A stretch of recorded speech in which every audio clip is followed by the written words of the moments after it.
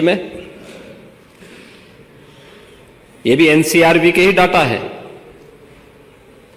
प्रदेश में 815 सांप्रदायिक दंगे हुए और 192 लोगों की मौत उसमें हुई है।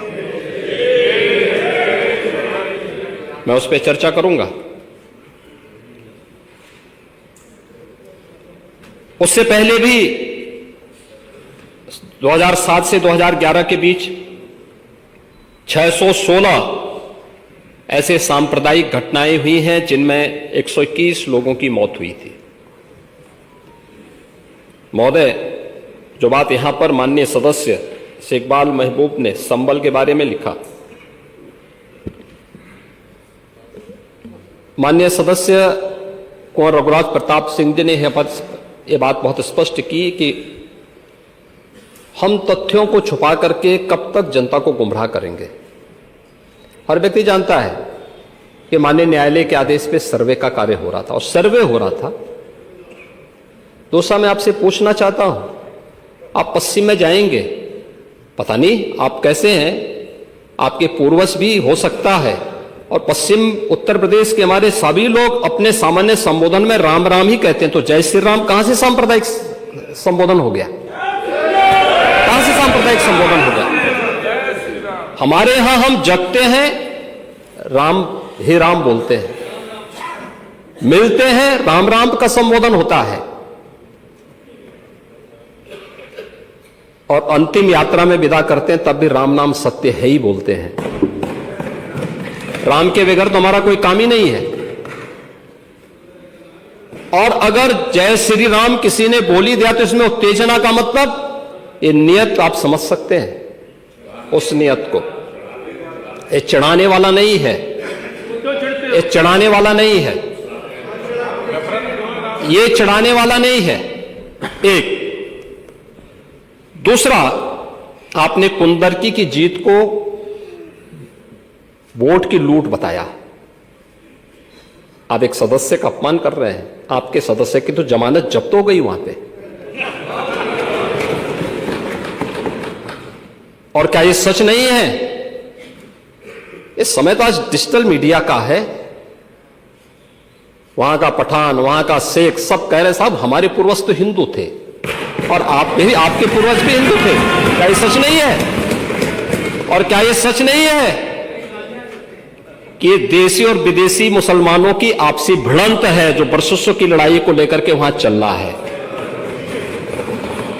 आप लोग सच पे पर्दा डालने का प्रयास कर रहे हैं, लेकिन एक चीज जरा नोट करना कि सूर्य को, चांद को और सत्य को बहुत देर तक छुपा कोई नहीं सकता है, और सत्य जरूर सामने आएगा। और उसी सत्य के बारे में कहा जा रहा है। नेता प्रतिपक्ष कह रहे थे कि वहां की स्थिति ऐसी है कि अगर मंदिर आ भी जाएगा, मंदिर बन जाएगा। मैं कहता हूं, ये तो बाबरनामा भी कहता है कि हर मंदिर को तोड़ करके एक ढांचा खड़ा किया गया। आप तो एक श्रेष्ठ ब्राह्मण कुल में आपने जन्म लिया है। आप तो भारत के पुराणों की परंपरा पर विश्वास करते हैं। हमारा पुराण भी इस बात को कहता है कि भगवान विष्णु, श्री हरि विष्णु का 10वां अवतार संबल में ही होगा, उसी संबल में होगा।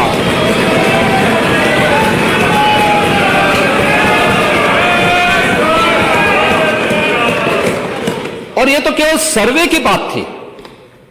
माननीय न्यायालय के आदेश पर जिलाधिकारी का मतलब जिले का एडमिनिस्ट्रेटिव हेड, पुलिस अधीक्षक उस जिले की पुलिस फोर्स का मुखिया है। इनका दायित्व है कि शांतिपूर्ण तरीके से किसी सर्वे के कार्यक्रम को वहां पे संपन्न करना, माननीय न्यायालय के आदेश को अक्षरशः अनुपालन करना। और सर्वे 19 नवंबर को भी हुआ, 21 नवंबर को भी हुआ, 24 नवंबर को भी सर्वे का कार्य चल रहा था। क्या यह संभव है? नहीं, 21 को संपन्न नहीं हुआ था।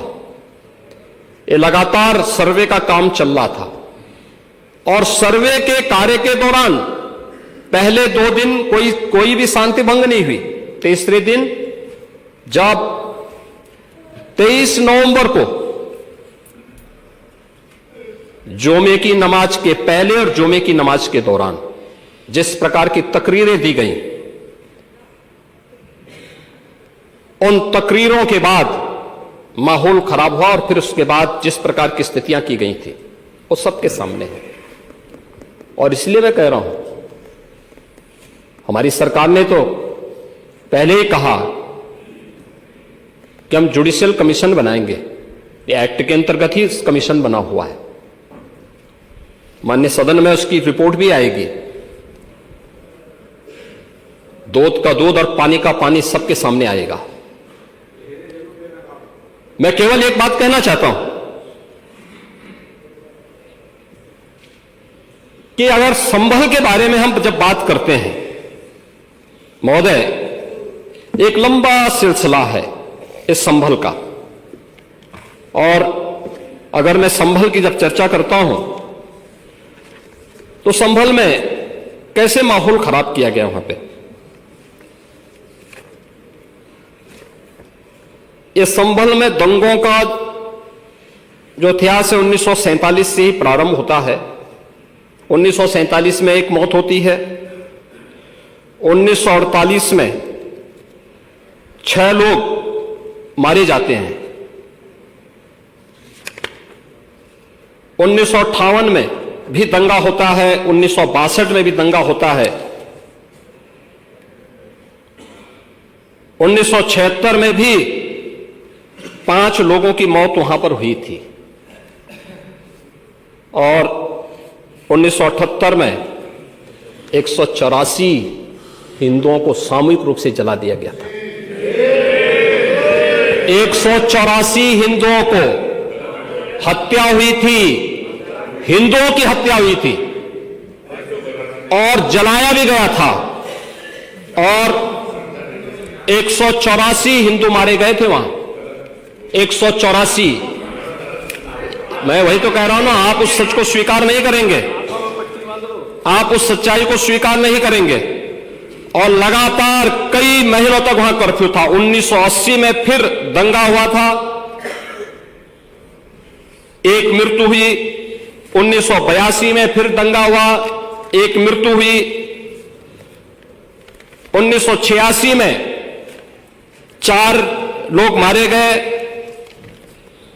और 1990 फिर 1992 में 5 मौतें हुई। 1996 में 2 मौतें हुई। ये लगातार ये सिलसिला चलता रहा। 1947 से लेकर के अब तक 209 हिंदुओं की निर्मम हत्या वहां हुई है संभल के अंदर। 209 हिंदुओं की। और एक भी बार किसी ने उन निर्दोष हिंदुओं के लिए कभी 2 शब्द नहीं कहे, उनके प्रति, उन परिवारों के प्रति संवेदना के शब्द नहीं कहे। महोदय, जो आज घड़ियाली आंसू बहा रहे हैं, ये लोग कभी भी उन निर्दोष हिंदुओं के बारे में कभी 2 शब्द नहीं कहे। वहां पर 1978 में जो दंगा हुआ था महोदय, किस प्रकार की स्थिति थी। एक वैश्य जिसने सबको उधार दे रखा था पैसा,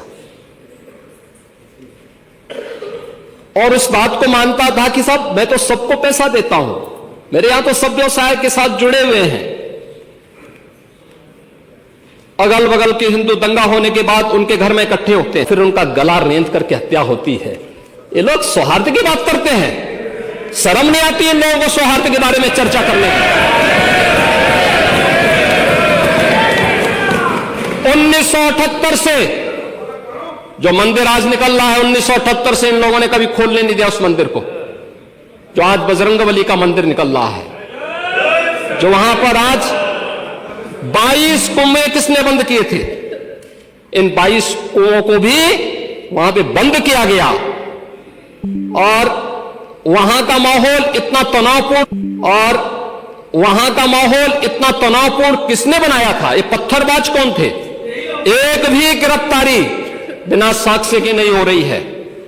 और याद रखना, जिसने पत्थरबाजी की होगी, जिसने माहौल खराब किया होगा, उसमें एक भी बचने वाला भी नहीं है, एक भी नहीं बचेगा। हम माननीय उच्चतम न्यायालय के आदेश का पालन करते हैं, सम्मान भी करते हैं। और क्या संविधान को आप मान रहे हैं? क्या आप लोग संविधान के प्रति सचमुच वचनबद्ध हैं? मैं तो धन्यवाद दूंगा माननीय अध्यक्ष जी को इस बात के लिए कि आज उन्होंने संविधान की मूल प्रति यहां पर दी है। बाबा साहब भीमराव अंबेडकर जी ने 26 नवंबर 2049 को जिस संविधान को बनाकर के देश को सौंपा था, उस मूल संविधान की प्रस्तावना को एक बार पढ़िए। मौलिक कर्तव्यों के बारे में, मौलिक अधिकारों के अध्याय के चित्र को देखिए। अलग अलग उन आर्टिकल के उस पृष्ठों का अवलोकन करिए, आपको उसमें राम भी नजर आएंगे, कृष्ण भी नजर आएंगे। लंका दहन के उपरांत बजरंगबली भी नजर आएंगे, ज्ञान का उपदेश देने वाले बुद्ध भी नजर आएंगे। भारत की समृद्ध परंपरा का दर्शन आपको उस संविधान में मिलेगा जो बाबा साहब भीमराव अंबेडकर ने दिया था। लेकिन उस मूल संविधान में कहीं भी धर्मनिरपेक्ष या पंथ निरपेक्ष या फिर समाजवाद शब्द नहीं है। और ये आप सबकी आंखों को खोलने वाला होना चाहिए। आप लोग संविधान में बदलाव की बात करते हैं। जिन लोगों ने संविधान का गला घोंटा, उनका पिछलग्गू बन करके केवल सत्ता हथियाना चाहते हैं, जनता की आंखों में धूल झोंकना चाहते हैं। ये नहीं हो सकता। ये देश आपको नहीं करने देगा। और वह प्रति आपको दी गई है, आप उसका अवलोकन करिए। और मैं नेता विरोधी दल को इसलिए बोलना चाहता हूं, बुद्ध ने करुणा और मैत्री का संदेश उस कालखंड में दिया था जब विदेशी हमले होने शुरू हो गए थे। लेकिन उससे पहले राम ने कहा था, निस्सरहीन करो मही भुज उठाए प्रण कीन। उससे पहले भगवान कृष्ण ने भी कहा था, परित्राणाय साधूनाम विनाशाय च दुष्कृताम। और हम तो राम और कृष्ण को ही मानते हैं, बुद्ध पर विश्वास करते हैं, उन्हीं को आदर्श मान करके हम लोग कार्य करते हैं। शासन पद्धति एक भी इंच इधर उधर नहीं करते उसके बगैर। और इसीलिए मैं आपसे कहने के लिए आया हूं, संभल की घटना या कुंदरकी की जीत, जैसे ही आपकी खटाखट की असलियत सामने आई, जनता ने कहा सपाचट। उपचुनाव में 9 में से 7 तो भारतीय जनता पार्टी और एनडीए गठबंधन जीता है। और यही नहीं, सीसामऊ और करहल याद करिए 2000। अगली बार होगा, अगली बार होगा छोचो। अरे आप चिंता मत करिए, देख लेना अगली बार। कुछ नहीं रहे, बहुत ज्यादा रहे। अगली बार सीसामऊ में भी बाल बाल बच गए। तो अपनी जड़ें याद आने लग गई हैं। अब आपने देखा होगा उन लोगों के वक्तव्य को, डिजिटल मीडिया में थोड़ा अवलोकन करिए और देखिए वहां पे जब लोग वो चिल्ला चिल्ला के बोल रहे हैं कि इन विदेशियों से पिंड छुड़ाना है। क्या बोल रहे हैं लोग? सबको अपनी जड़ें याद आने लग गई हैं। और मुझे लगता है जिस दिन इकबाल महबूब जी को भी अपनी जड़ें याद आएंगी, वह भी फिर यही बात बोलेंगे जो इधर के मान्य सदस्य कह रहे हैं। महोदय, मैं उनसे कहूंगा, बाबरनामा का जरूर बोले ही याद नहीं। बाबरनामा को जरूर पढ़ें।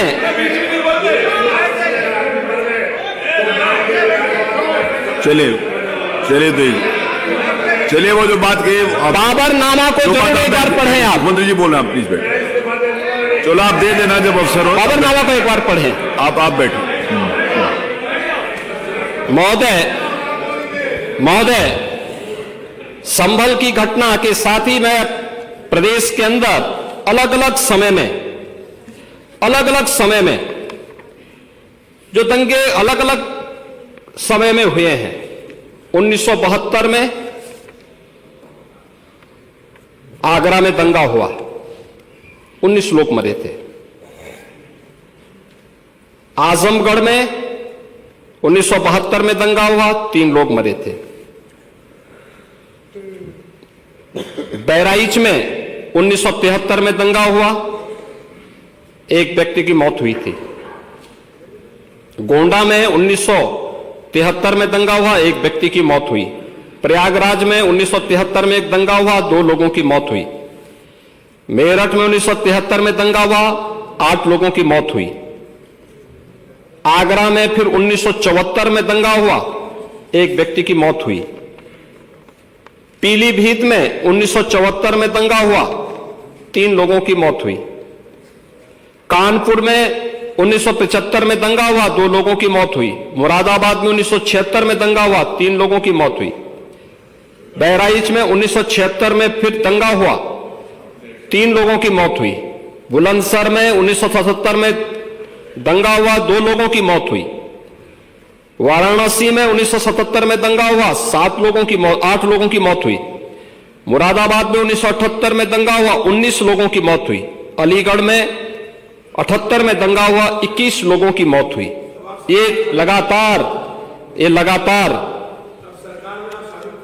मैं क्या कर रहा हूं, उसमें आप भी थे, जिसके कारण लोकतंत्र सेनानी आप कहलाते हैं, लोकतंत्र सेनानी कहलाते हैं मल्होत्रा जी। उसी के नाम पर आप लोग मैं क्या कर रहा हूं, ये दंगे हुए हैं, मैं उन दंगों के बारे में बोल रहा हूं जिन दंगों के कारण लगातार माहौल खराब हुआ है प्रदेश का। और आज प्रदेश के अंदर सुरक्षा का जो एक माहौल है, कानून व्यवस्था की जो एक स्थिति पैदा हुई है, लोगों को सुरक्षा पे विश्वास है, कानून व्यवस्था पर विश्वास है, उसी का परिणाम है कि 40 लाख करोड़ रुपए का निवेश का प्रस्ताव उत्तर प्रदेश को प्राप्त होता है। इतना निवेश, इंफ्रास्ट्रक्चर का एक कार्य, रोड की, रेलवे की, एयर कनेक्टिविटी की, ये उसी का परिणाम है जो सरकार कर रही है और लगातार उसको कर रही है।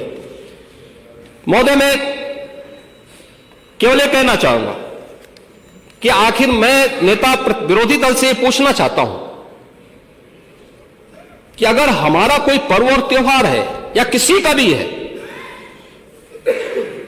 मुहर्रम का जुलूस हो या फिर कोई भी अन्य मुस्लिम समाज का कोई पर्व और त्योहार का कोई जुलूस, वो हिंदू मोहल्ले से सुरक्षित निकल जाता है, कोई दिक्कत नहीं होती, मंदिर के सामने से भी निकल जाता है, कोई समस्या नहीं होती। लेकिन इस समस्या केवल वहीं पे क्यों खड़ी होती है जब कोई हिंदू शोभा यात्रा किसी मस्जिद के सामने से, किसी मुस्लिम बाहुल्य क्षेत्र से निकलती है, तब क्यों तनाव पैदा हो जाता है? तभी क्यों झंडा लगाने में क्या समस्या आ रही है? क्या भारत की धरती पे केसरिया झंडा नहीं लग सकता? क्यों नहीं लग सकता? क्यों नहीं लग सकता?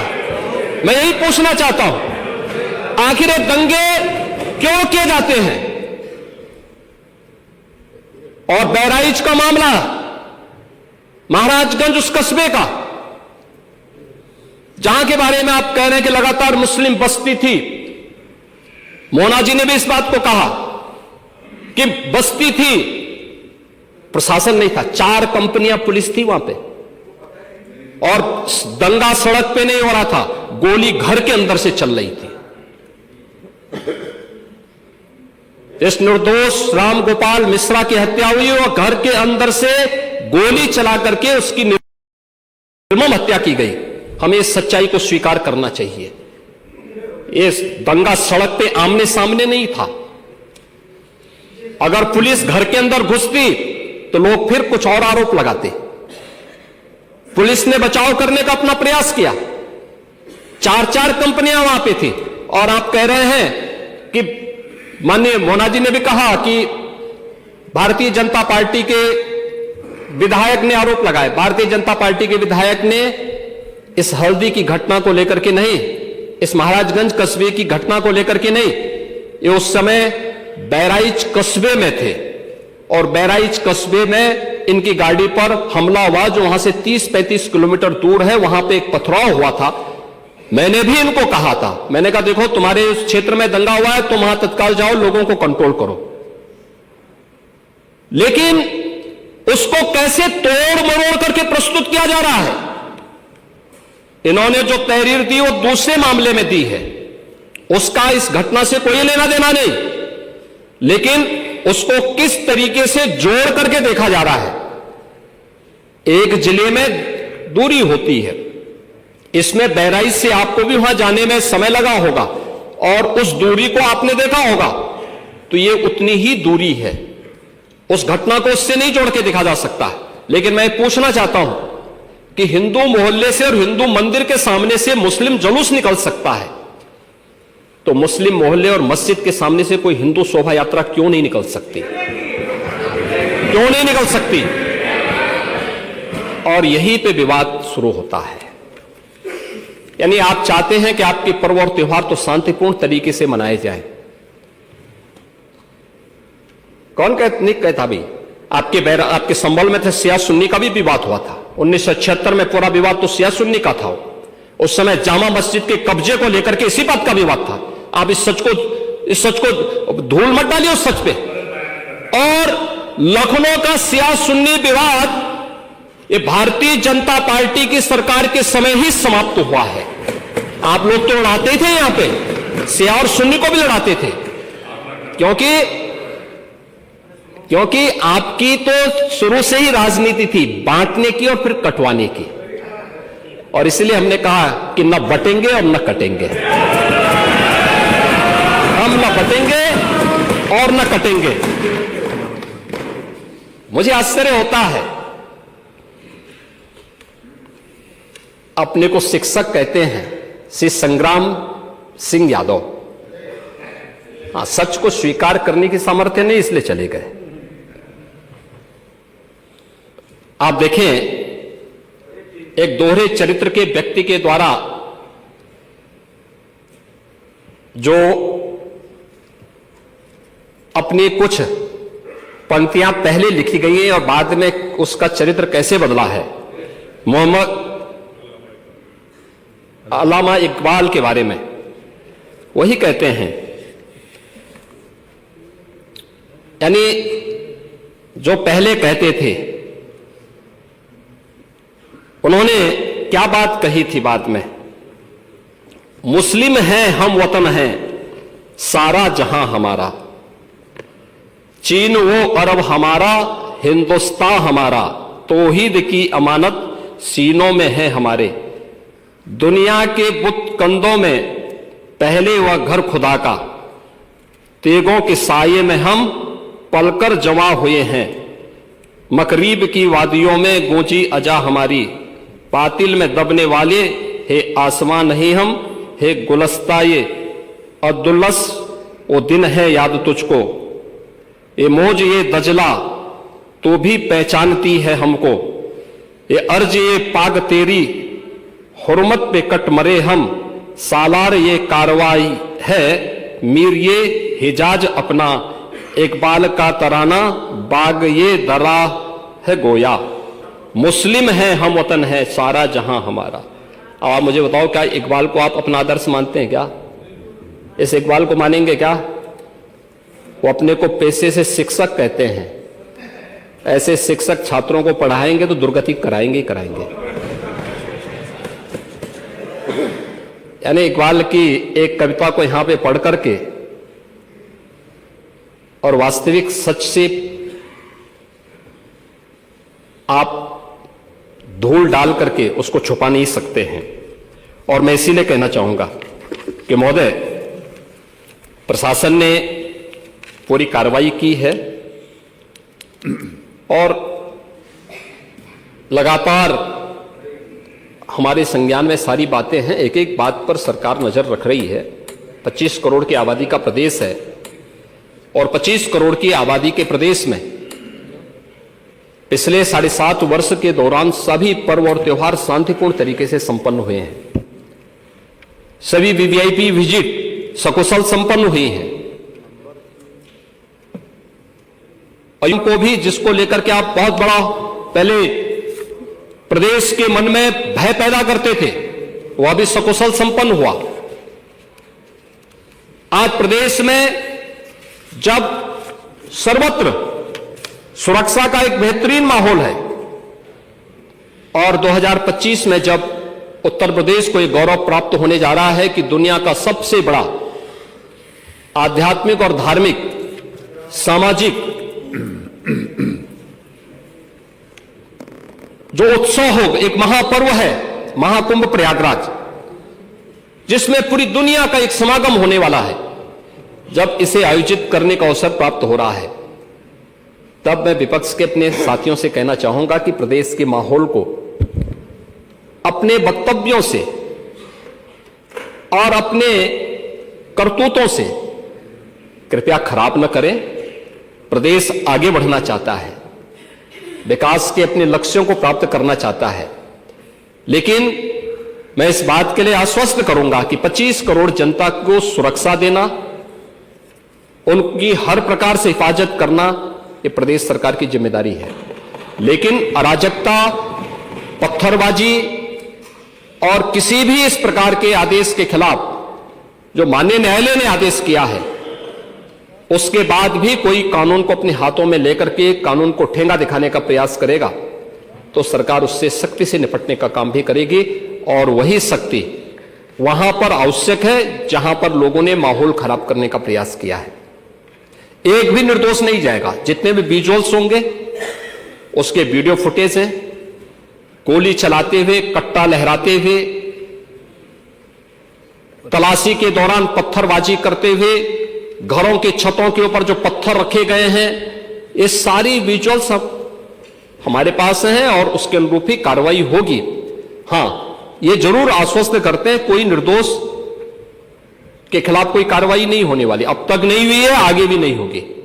लेकिन कोई दोषी होगा, उसको कोई बचा भी नहीं पाएगा। यह भी मैं इस सदन के माध्यम से पूरे प्रदेश के अंदर बहुत स्पष्टता के साथ कहना चाहूंगा कि सरकार की जीरो टॉलरेंस की नीति पहले दिन से है। अपराध और अपराधियों के प्रति, दंगों और दंगाइयों के प्रति वही जीरो टॉलरेंस की नीति के साथ सरकार कार्य करेगी। इन दोनों मामलों में राजनीति की बजाय हमें समग्रता की दृष्टि से देखना होगा। और समग्रता की दृष्टि ये जो मैंने पहले माननीय नेता विरोधी दल को कहा कि आखिर ये कहां लिखा है संविधान में कि किसी मुस्लिम बाहुल्य क्षेत्र में हिंदू शोभा यात्रा नहीं निकल सकती, और जब आप रोकते हैं तभी हिंदू पक्ष से भी रिएक्शन आता है कि साहब हम भी नहीं जाने देंगे। भाई मुझे आश्चर्य होता है इन बातों को लेकर के कि मस्जिद के सामने से नहीं निकलने देंगे। क्यों नहीं निकलने देंगे? ये सड़क क्या किसी की है क्या? ये सार्वजनिक मार्ग है, कैसे आप रोक सकते हैं? परंपरागत बहराइच में भी परंपरागत जुलूस था, परंपरागत जुलूस था, वही मैं कह रहा हूं, परंपरागत जुलूस था। और उसी परंपरागत जुलूस को आगे बढ़ाने के लिए सारे कार्यक्रम संपन्न हुए थे, आगे भी संपन्न होंगे। लेकिन ये चीजें तय करना, ये कहना कि उत्तेजक नारे लगाए जा रहे थे, जय श्री राम का नारा उत्तेजक नहीं है, ये हमारी श्रद्धा का नारा है, हमारी आस्था का प्रतीक है। कल मैं आपसे कहूंगा कि अल्लाह अकबर का जो स्लोगन है, ये हमें अच्छा नहीं लगता। नहीं, आपको हम रोकें तो क्या आपको अच्छा लगेगा? नहीं, आपको नहीं, मुझे मतलब होने की आवश्यकता ही नहीं, मुझे आवश्यकता ही नहीं इसकी, नहीं, मुझे इसकी आवश्यकता ही नहीं है, मुझे इसकी आवश्यकता ही नहीं, क्योंकि मेरी तो विरासत इतनी लंबी चौड़ी है, इतनी प्राचीन है कि मैं उस परंपरा को ही लेकर के चले जाऊं। मैं जय श्री राम का नारा, हर हर महादेव का नारा राधे राधे के संबोधन से ही अपना पूरा जीवन काट सकता हूं। मुझे किसी और स्लोगन की आवश्यकता ही नहीं है। मुझे कोई अन्य नारे की आवश्यकता ही नहीं है, कोई संबोधन की आवश्यकता नहीं। लेकिन मैं आपसे कहना चाहता हूं, कल कोई आपसे कहेगा, कोई हिंदू भी ये कहेगा कि साहब हमें भी परेशानी है, आप लोग मत बोलिए, क्या आपको अच्छा लगेगा? और कोई भजन गाया जा रहा है।